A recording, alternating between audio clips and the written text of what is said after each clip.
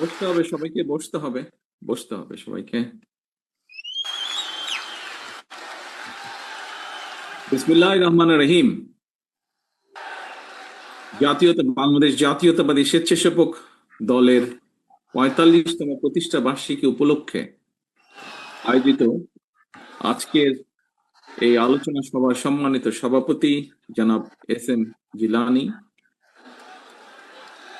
অনুষ্ঠানের মঞ্চে উপস্থিত বাংলাদেশ জাতীয়তাবাদী দল বিএনপি জাতীয় স্থায়ী কমিটির সম্মানিত সদস্যবৃন্দ,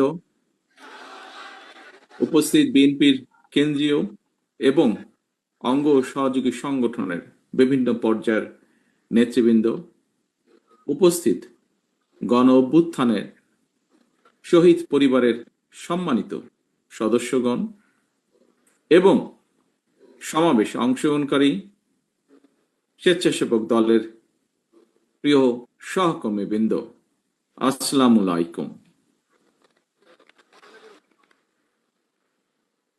2024-এর গণ অভ্যুত্থানে শহীদ পরিবারের সম্মানিত সদস্য সহ আপনারা এতক্ষণ যারা বক্তব্য রেখেছেন, আপনাদের বক্তব্যে ফ্যাসিবাদী বিরোধী আন্দোলনে বিএনপি সহ সকল গণতান্ত্রিক রাজনৈতিক দলগুলোর পাশাপাশি 2024 সালের গণ অভ্যুত্থানে জাতীয়তাবাদী স্বেচ্ছাসেবক দলের ভূমিকা এবং দেশের চলমান রাজনৈতিক পরিস্থিতির চিত্র উঠে এসেছে। প্রিয় সহকর্মীবৃন্দ, মানবিকতা, ত্যাগ, সামাজিক দায়বদ্ধতা থেকে স্বেচ্ছাশ্রমের অনুপ্রেরণা এবং অঙ্গীকার নিয়ে 1980 সালের এই দিন থেকেই জাতীয়তাবাদী স্বেচ্ছাসেবক দলের পথ চলা শুরু হয়েছে। আমরা দেখেছি প্রতিষ্ঠার পর থেকেই বিভিন্ন সময় বিভিন্ন পরিস্থিতিতে স্বেচ্ছাশ্রমের ভিত্তিতে, সেটি পরিষ্কার পরিচ্ছন্নতা অভিযানই হোক, সেটি প্রাকৃতিক দুর্যোগে মানুষের পাশে দাঁড়ানোই হোক, সেটি কোভিডের সময় বিপন্ন মানুষের দিকে সাহায্যের হাত বাড়ানোই হোক, বিভিন্ন সামাজিক কর্মসূচি স্বেচ্ছাসেবক দল পালন করেছে, পালন করে চলছে। শুধু তাই নয়, একই সঙ্গে দেশে গণতন্ত্র প্রতিষ্ঠা এবং স্বৈরাচার ও ফ্যাসিবাদ বিরোধী আন্দোলনে সংগ্রামে স্বেচ্ছাসেবক দল রাজপথে ভূমিকা রেখেছে, বরং বলা উচিত শুধু ভূমিকাই রাখেনি, অত্যন্ত সাহসী ভূমিকা রেখেছে।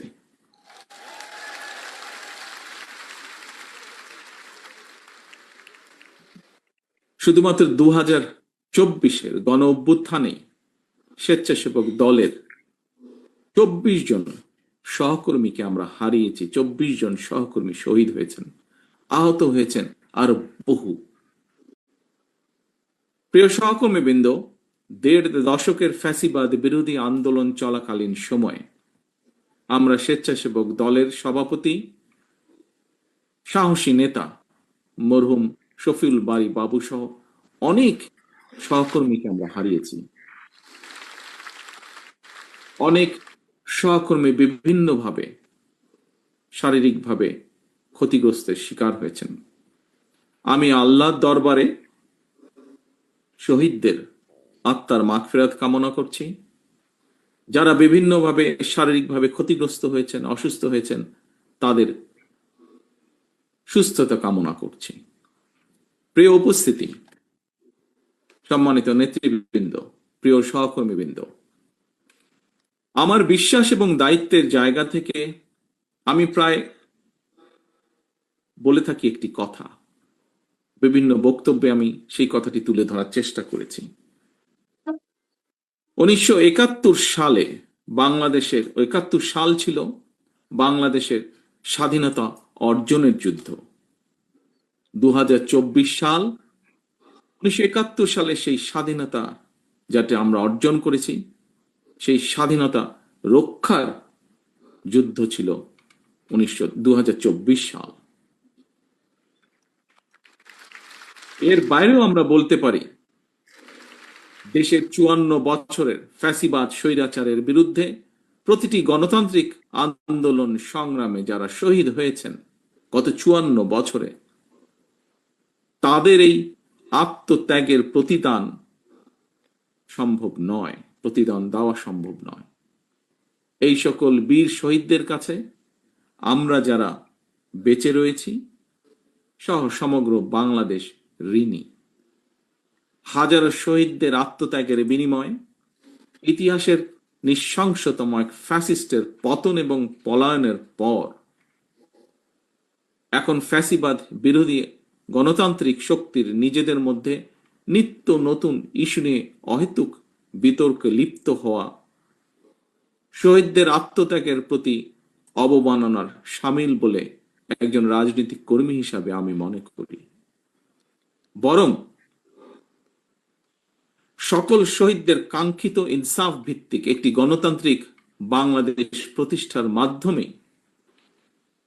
সেই শহীদদের রক্তের ঋণ এবং যারা বিভিন্নভাবে শারীরিকভাবে ক্ষতিগ্রস্ত হয়েছেন তাদের সেই আত্মত্যাগের ঋণ পরিশোধ করার এখন সময়ের দাবি বলে আমি বিশ্বাস করি। স্বেচ্ছাসেবক দলের প্রিয় ভাই ও বোনেরা, দূর গ্রামের যেই ছেলেটি কিংবা যে মেয়েটি যার হয়তো এখনো রাজধানীতেও আসার প্রয়োজন পড়েনি বা আসেনি, কিংবা আমরা শহর অথবা গ্রাম যারা যেখানেই বসবাস করি না কেন, তথ্য প্রযুক্তির অবাধ প্রবাহের কারণে সমগ্র বিশ্ব এখন, যেমন আজকে আমি আপনাদের সামনে এখানে উপস্থিত আছি তথ্য প্রযুক্তির কারণে, সমগ্র বিশ্ব এখন সবার হাতের মুঠোয়।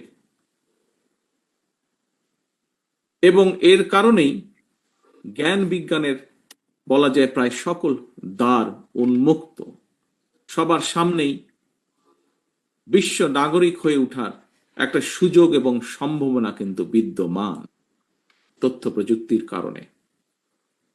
আমি মনে করি আমাদের জনগণের সামনে, বিশেষ করে আমাদের তরুণ সমাজের সামনে, আমাদের তারুণ্যের সামনে সাফল্য এবং সম্ভাবনার পথ সুগম, এবং এই পথটিকে আরো সুগম করে দেওয়াটাই হচ্ছে একজন রাজনৈতিক কর্মী হিসাবে এই মুহূর্তে আমার এবং আপনার এবং আমাদের সকলের প্রধান কর্তব্য। প্রিয় সহকর্মীবৃন্দ, প্রতিটি মা, প্রতিটি বাবা তার সন্তান স্বজনের জন্য একটি নিশ্চিন্ত নিরাপদ ভবিষ্যৎ দেখতে চান, রেখে যেতে চান। প্রতিটি বাবা বা মায়ের চাওয়া পাওয়া কিংবা প্রত্যাশা পূরণের লক্ষ্য নিয়েই আমাদের প্রিয় দল বাংলাদেশ জাতীয়তাবাদী দল আগামী দিনের সকল রাজনৈতিক পরিকল্পনা এবং কর্মসূচি গ্রহণ করছি বা পরিকল্পনা সাজাচ্ছি আমরা। কারণ বিএনপি মনে করে বর্তমান এবং ভবিষ্যৎ প্রজন্মের সামনে একটি নিরাপদ ভবিষ্যৎ নিশ্চিত করতে চাইলে অবশ্যই আমাদেরকে প্রচলিত ধারার রাজনীতি থেকে বেরিয়ে আসতে হবে। এখানে একজন বক্তা উল্লেখ করেছেন প্রতিশোধ, প্রতিহিংসা। ইয়েস, প্রতিরোধ, প্রতিহিংসা কিংবা কথামালার রাজনীতির পরিবর্তে বাস্তবধর্মী পরিকল্পনা গ্রহণ এবং বাস্তবায়নের মাধ্যমে প্রচলিত রাজনীতির ধারার গুণগত পরিবর্তন ঘটাতে হবে। প্রিয় সহকর্মীবৃন্দ, বর্তমানে সমগ্র বিশ্ব আর্টিফিশিয়াল ইন্টেলিজেন্সের যুগে প্রবেশ করছে। এই সময়ের চ্যালেঞ্জ মোকাবেলায় কিন্তু আমাদের পিছিয়ে থাকার কোন রকম সুযোগ নেই। এই সময়ের চাহিদার দিকে লক্ষ্য রেখে বিএনপি ইতিমধ্যেই বিভিন্ন সেক্টরকে চিহ্নিত করে সুনির্দিষ্ট এবং সুচিন্তিত পরিকল্পনা বা পলিসি নির্ধারণ করছে। শিক্ষার্থীরা স্কুল, কলেজ কিংবা বিশ্ববিদ্যালয়ে পড়াশোনা শেষ করার পর অথবা একাডেমিক শিক্ষার যে কোনো পর্যায়ে বিভিন্ন কারণে, পারিবারিক বা সামাজিক বিভিন্ন কারণে, আমাদের দেশে যেটা অনেক ক্ষেত্রেই হয়ে থাকে, কোনো কারণে ড্রপ আউট হলে একজন শিক্ষার্থীকে আর যাতে বেকার জীবন কাটাতে না হয় অথবা বেকারের অভিশাপের মধ্যে বেশি দিন কাটাতে না হয়, সেই পরিকল্পনাকে সামনে রেখেই শিক্ষা কারিকুলামে স্কুল পর্যায় থেকে বিশ্ববিদ্যালয় পর্যায় পর্যন্ত অন্তত একাডেমিক স্টাডির পাশাপাশি ব্যবহারিক এবং কারিগরি শিক্ষা অন্তর্ভুক্ত করার পরিকল্পনা বা সিদ্ধান্ত গ্রহণ করেছে বিএনপির পরিকল্পনার মধ্যে। বর্তমান এবং ভবিষ্যৎ প্রজন্মকে আজ এবং আগামী দিনের প্রতিযোগিতায় যোগ্যতম হিসাবে গড়ে তোলার লক্ষ্যে বিএনপির উদ্যোগে ইতিমধ্যেই একটি শিক্ষা বিশেষজ্ঞ টিম শিক্ষা কারিকুলাম আধুনিক বা মডার্নাইজ এর প্রস্তাব এবং পদ্ধতি নিয়ে কাজ করছে। এই টিমের মধ্যে আমাদের দলের যারা এই ব্যাপারে এক্সপার্ট তারা যেমন আছেন, একইভাবে এ ব্যাপারে বেশ কয়েকজন বিশেষজ্ঞ কাজ করছেন যারা হয়তো আমাদের দলের সদস্যও নন, কিন্তু তারা দেশের জন্য কন্ট্রিবিউট করতে চান, এরকম মানুষ কাজ করছেন। স্বেচ্ছাসেবক দলের প্রিয় ভাই ও বোনেরা, ধর্মীয় সামাজিক মূল্যবোধ, মানবিক মূল্যবোধ সম্পন্ন ভবিষ্যৎ প্রজন্ম গড়ে তোলার পাশাপাশি বর্তমান প্রজন্মের স্বচ্ছন্দময় জীবন নিশ্চিত করার জন্য বিএনপি নির্দিষ্ট কর্ম পরিকল্পনা এবং নীতি আমরা গ্রহণ করার চেষ্টা করছি বিএনপির মাধ্যমে বা আমাদের টিমগুলোর মাধ্যমে। আপনারা অনেকেই কিন্তু এর মধ্যে দেখেছেন, জেনেছেন, কোনো কোনো ক্ষেত্রে আপনারা সেখানে ছিলেন না, উপস্থিত ছিলেন ফিজিক্যালি আপনারা। সেটি হচ্ছে দেশের প্রায় অনেকগুলো জেলাতে, বিভাগ পর্যায়ে হোক, জেলা পর্যায়ে হোক, তারপরে তারুণ্যের সমাবেশ হোক, জাতীয়তাবাদী ছাত্র দলের কয়েকদিন আগে যেই সমাবেশ ছিল সেখানে হোক, যুব দলের বেশ কিছু সমাবেশে আমি দেশের বর্তমান ভবিষ্যৎ প্রজন্মের জন্য একটি কল্যাণ রাষ্ট্র বিনির্মাণের লক্ষ্যে বিএনপির নেওয়া অনেকগুলো কর্ম পরিকল্পনা আমি তুলে ধরেছি এবং বিভিন্ন জায়গায় আমাদের যে টিম যারা 31 দফা সহ বিভিন্ন কিছু ক্ষেত্রে নজরুল ভাই ওনার বক্তব্যে তুলে ধরেছেন, এই টিমগুলো বিভিন্নভাবে বক্তব্য তুলে ধরেছেন বা তুলে ধরেছে বিভিন্ন এই অনুষ্ঠানগুলোতে। আমরা বলেছি বিএনপির আগামী দিনের নীতি বা রাজনীতি হবে জনগণের জীবন মান উন্নয়নের রাজনীতি। সেটি দেশের ভিতরে হোক, সেটি দেশের ভেতরে হোক, বিদেশে হোক, যাতে কর্মসংস্থান সৃষ্টি করা যায়। এবং শুধু কর্মসংস্থান সৃষ্টি নয়, আমাদের আরেকটি মূল লক্ষ্য বা টার্গেট থাকবে নিরাপদ কর্ম পরিবেশ সৃষ্টি করা। এটিই হবে আমাদের রাজনীতি। বিএনপির নেওয়া সকল পরিকল্পনা বাস্তবায়নের ক্ষেত্রে খুব সম্ভব নজরুল ভাই তার বক্তব্যে এই কথাটি বলেছেন, ওনার সাথে একই সাথে সুর করে আমিও বলতে চাই, জাতীয়তাবাদী স্বেচ্ছাসেবক দলের নেতাকর্মীদের ভূমিকা আগামী দিনে বাংলাদেশে আরো গুরুত্বপূর্ণ হয়ে উঠবে। এই পরিকল্পনাগুলোকে আমরা আল্লাহর রহমতে সরকার গঠন করলে এই পরিকল্পনাগুলোকে বাস্তবায়ন করার ক্ষেত্রে, কারণ বিশ্বের সার্বিক অগ্রগতির সঙ্গে মানুষের অধিকার এবং চাহিদার একটা কিন্তু ব্যাপ্তি ঘটেছে, চেঞ্জ ঘটেছে। আগে আমরা বলতাম অন্ন, বস্ত্র, বাসস্থান, শিক্ষা বা চিকিৎসা। এখন আর শুধু অন্ন, বস্ত্র, বাসস্থান, শিক্ষা কিংবা চিকিৎসা এই কয়টি শুধু মানুষের মৌলিক অধিকার নয়, বরং এর সাথে অর্থনৈতিক সচ্ছলতা এই নিশ্চিতের পাশাপাশি বাক স্বাধীনতা বলেন, নিরাপত্তা বলেন, জলবায়ু বলেন, পরিবেশ বলেন, এসব বিষয়গুলোকেও কিন্তু বর্তমান বিশ্বে মানুষের মৌলিক চাহিদার অংশ হিসেবে স্বীকৃতি দেওয়া হয় বা গ্রহণ করা হয়। এবং এই কারণেই বিএনপির গৃহীত কর্মসূচিগুলোর মধ্যে জলবায়ুর নেতিবাচক যে প্রভাব, সেটাকে কিভাবে মোকাবেলা করা যায় এবং মোকাবেলার মাধ্যমে পরিবেশ সংরক্ষণের জন্য সুনির্দিষ্ট পরিকল্পনা আমরা গ্রহণ করছি। আমাদের টিম এই পরিকল্পনাগুলো তৈরি করছে, এই বিষয়ে যারা কাজ করছেন এই সেক্টরে। এ প্রসঙ্গে আমি কথা প্রসঙ্গে এখানে একজন বক্তা বলে গিয়েছেন, খুব সম্ভব বোধহয় আমাদের গাজীপুরে মিলন সাহেব বলেছেন ওনার বক্তব্যে, কৃষি এবং পরিবেশের উন্নয়নে আমাদের দলের প্রতিষ্ঠাতা, স্বাধীনতার ঘোষক, বাংলাদেশের প্রথম রাষ্ট্রপতি শহীদ জিয়া দেশে সবুজ বিপ্লব শুরু করেছিলেন। তিনি সারা দেশে খাল খনন কর্মসূচি করেছিলেন এবং সেই সময় রাস্তার দুই পাশে, খালের দুই পাশে হাজার হাজার গাছ লাগানো শুরু হয়েছিল। শুধু তাই নয়, দেশনেত্রী খালেদা জিয়ার সরকারের সময়ও কিন্তু আমরা দেখেছি সেই সময় উপজেলা পর্যায়ে কিভাবে বৃক্ষ মেলা হয়েছিল এবং আমরা দেখেছি গ্রামের মানুষ কিভাবে সেই বৃক্ষ মেলা থেকে গাছের চারাগুলো কিনে নিয়ে যেতেন, কিনতেন এবং তাদের বাড়ির আঙিনা হোক, বিভিন্ন জায়গায় হোক, বৃক্ষ রোপণ করতেন, এই বৃক্ষ চারাগুলো রোপণ করতেন। এই সব কর্মসূচি, হাজার হাজার যে গাছ লাগানো হয়েছিল, এই সব কর্মসূচিতে সেই সময় অনেক নাগরিক স্বেচ্ছাশ্রমের ভিত্তিতে অংশগ্রহণ করেছিলেন। প্রিয় সহকর্মীবৃন্দ, এই একই ধারাবাহিকতায় পরিবেশের উন্নয়নের লক্ষ্যে বিএনপি ইনশাল্লাহ আগামী দিনে জনগণের রায় আল্লাহর রহমতে সরকার গঠন করতে সক্ষম হলে আগামী 5 বছর সারা দেশে কমপক্ষে আমরা 25 কোটি গাছ লাগানোর পরিকল্পনা গ্রহণ করেছি। শুধু তাই নয়, দেশকে বন্যা বলেন, খরা বলেন, এসবের থেকে রক্ষার পাশাপাশি কৃষকদের সেচ সুবিধার জন্য, মানুষের পানির সুবিধার জন্য, পানির সুবিধা নিশ্চিত করার জন্য আমরা ইনশাল্লাহ পুনরায় খাল খনন কর্মসূচি, খাল কাটা বা খাল খনন বলুন, এই কর্মসূচি আমরা চালু করব, সিদ্ধান্ত নিয়েছি আমরা।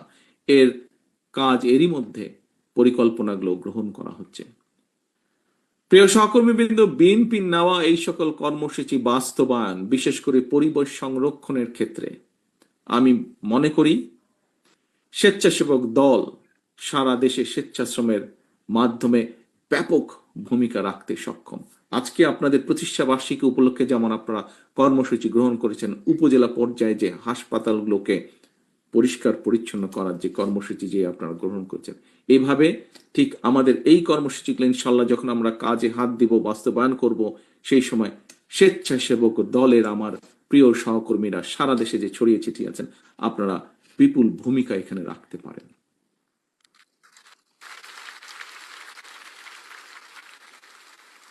প্রিয় ভাই বোনেরা, হাজারো শহীদের রক্তের বিনিময় ফ্যাসিবাদ মুক্ত বাংলাদেশে বর্তমান অন্তর্বর্তীকালীন সরকার আগামী ফেব্রুয়ারি মাসে জাতীয় নির্বাচন অনুষ্ঠানের সম্ভাব্য সময় নির্ধারণ করেছে বা এরকম একটি ঘোষণা তারা দিয়েছেন। এই নির্বাচনের মাধ্যমে দেশের জনগণ দীর্ঘ 1.5 দশকেরও প্রায় বেশি সময় পর আমরা বিশ্বাস করি, আমরা প্রত্যাশা রাখি, আশা করি আমরা নির্ভয়ে নিরাপদে নিজেদের ভোট দিয়ে নিজেদের পছন্দের প্রার্থীকে, নিজেদের পছন্দের এজেন্ডাকে বাস্তবায়ন করে জনপ্রতিনিধিদের মাধ্যমে বাস্তবায়ন করার, নিজেদের ম্যানিফেস্টোকে বাস্তবায়ন করার সুযোগ পাবেন দেশের জনগণ।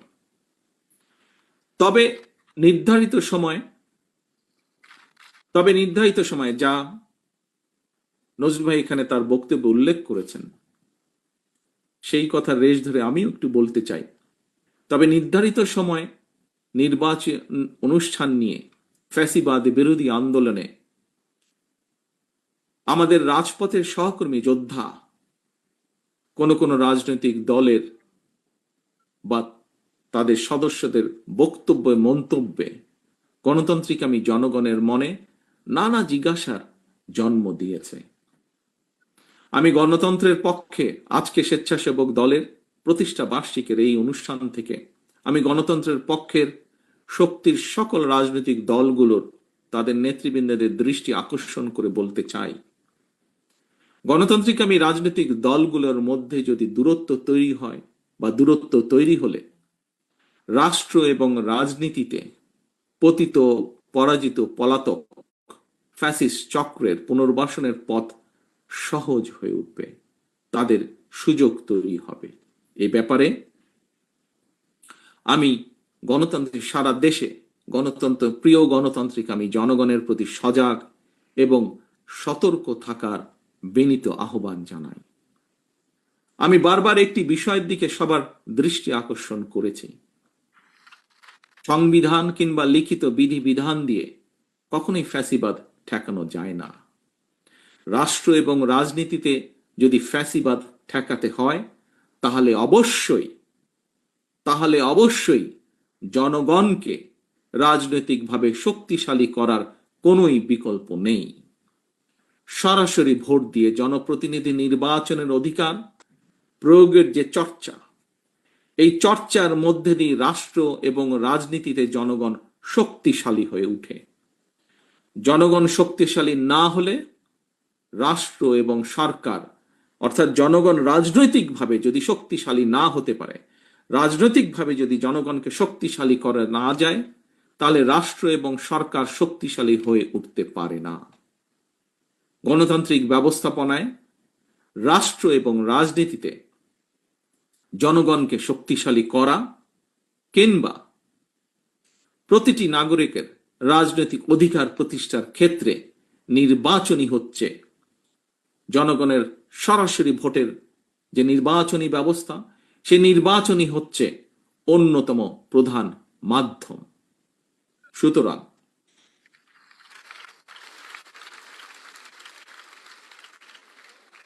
সুতরাং নানা রকম উপায় বা শর্ত আরোপ করে জনগণের রাজনৈতিক অধিকার প্রতিষ্ঠার পথে যদি বাধা সৃষ্টি হয়, তাহলে অবশ্যই গণতন্ত্রের উত্তরণের পথ সংকটে পড়বে।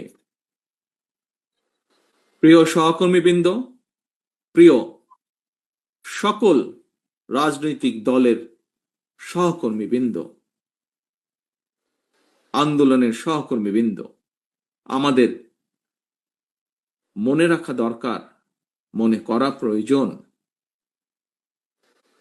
স্বৈরাচারী শাসনের সময় আমরা কেউই, প্রত্যেকটি গণতান্ত্রিক রাজনৈতিক কর্মী, প্রত্যেকটি বিরোধী দলীয় কর্মী কেউ নিরাপদে ছিল না, কারো পরিবার নিরাপদে ছিল না। যদি গণতন্ত্রের উত্তরণের পথ সংকটে পড়ে, রাষ্ট্র এবং রাজনীতিতে জনগণ নিজেদের অধিকার করতে না পারে, তাহলে সামগ্রিকভাবে সকলকে, সমগ্র রাষ্ট্র দেশকে সমস্যায় পড়তে হবে।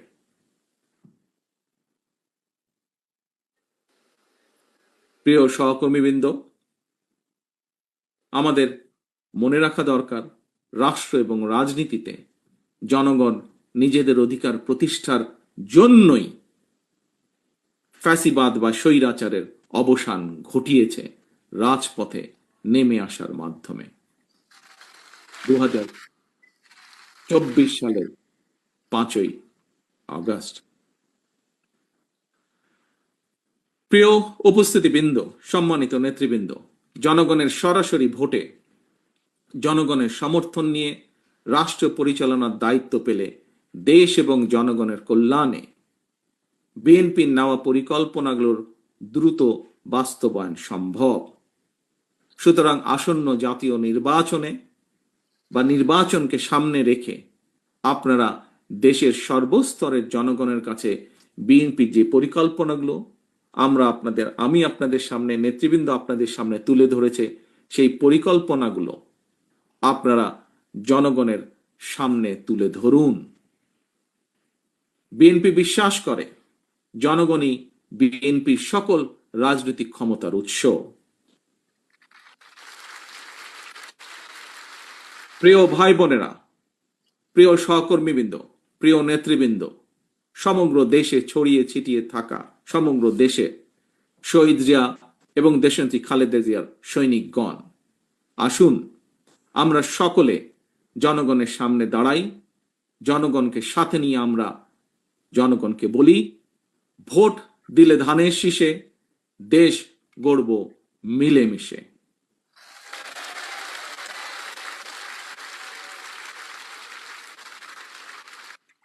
স্বেচ্ছাসেবক দলের প্রিয় ভাই ও বোনেরা, সারা দেশের প্রতিটি ইউনিয়নে স্বেচ্ছাসেবক দলের অসংখ্য নেতাকর্মী সমর্থক রয়েছেন। আমি আপনাদেরকে আজকের এই প্রতিষ্ঠা বার্ষিকীর দিনে একটি পরামর্শ রাখতে চাই।